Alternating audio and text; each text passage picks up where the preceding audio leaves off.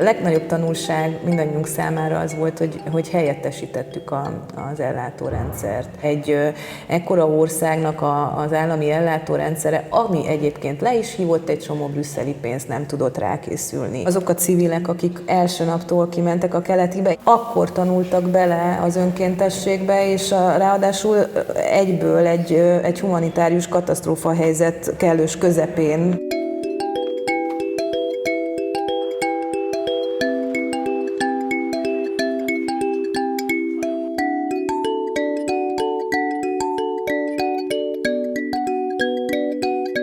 Tudomásunk szerint a perzsa Al Jazeera bemondta, hogy hát Magyarország nem az a hely, ahol könnyű lesz átjutni, úgyhogy egy ilyen elképesztő bizalmatlansággal fogadtak ők minket, és így hitetlenkedve kérdezték, hogy valóban segíteni szeretnénk rajtuk. Nagyjából ilyen szájhagyomány útján terjedt a hír, hogy azért mégiscsak vannak segítő csoportok. Ez a nyár egyébként egy nagyon jó tükör is volt a segítőknek is, nekem mindenképpen.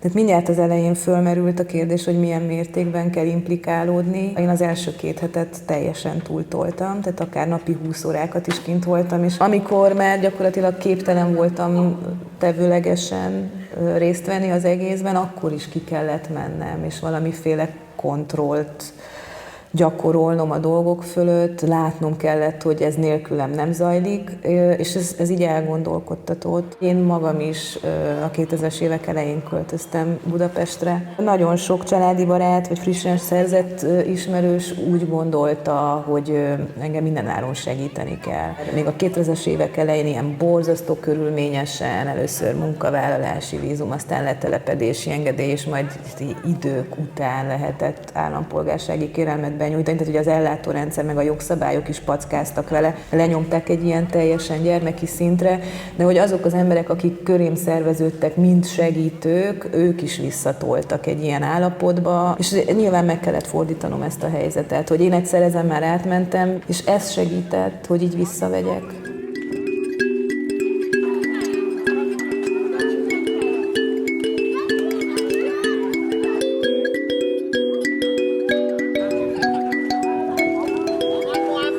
Mindenkinek voltak személyes tapasztalatai arról, hogy hogyan csorog ki a legelementárisabb dolog, az információ az ellátórendszerből, hogy egyszerűen egy szülésznő nem adja ki egy menekült kismamának a nevét, aki 3 napja szült, azért, hogy megmentsük őt és a gyerekét, hogy legyen a gyerekének ruhája, hogy ne apadjon el a teje alkalmasint a stressztől, hogy őktől a szülőágyról vagy a szülőasztalról rendőrök vitték el.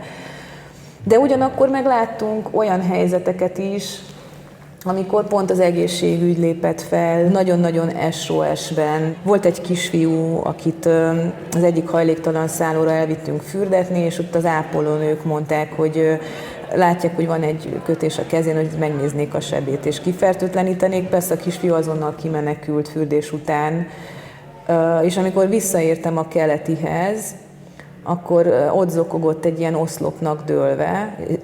Kötés már nem volt a kezén, és így körülbelül akkora volt, mint egy kosárlabda az alkarja, tehát akkorára dagadt. Neki ne hívjunk senkit, mert Magyarországról az a hír járja, hogy szervkereskedés működik, és nem akar a műtőasztalon meghalni. Ki akar menni Svájcba, ő békefenntartó szeretne lenni, ő vissza akar majd menni Szíriába, és nem tudom, valami isteni ötlettől vezérelve rászóltam, hogy te tényleg félkezű katona szeretnél lenni Svájcban. Ez volt az a mondat, amit valahogy épp akkor megtaláltam, mert a társai egy pillanat alatt ráugrottak, és hát így egymás szavába vágva üvöltöztek vele, hogy azonnal tessék lemenni a kórházba. Szerencsére velünk volt egy frissen végzett orvos, aki előbb bekísérte a Betesdába, és aztán azt hiszem, hogy a balesetén műtötték meg végül, és az orvos elmondása szerint az utolsó pillanatban mentették meg a karját. Tehát, hogy ilyen is van, összeír az info, összeírnek azok az emberek, és így találkozik a pozitív végkifejlet.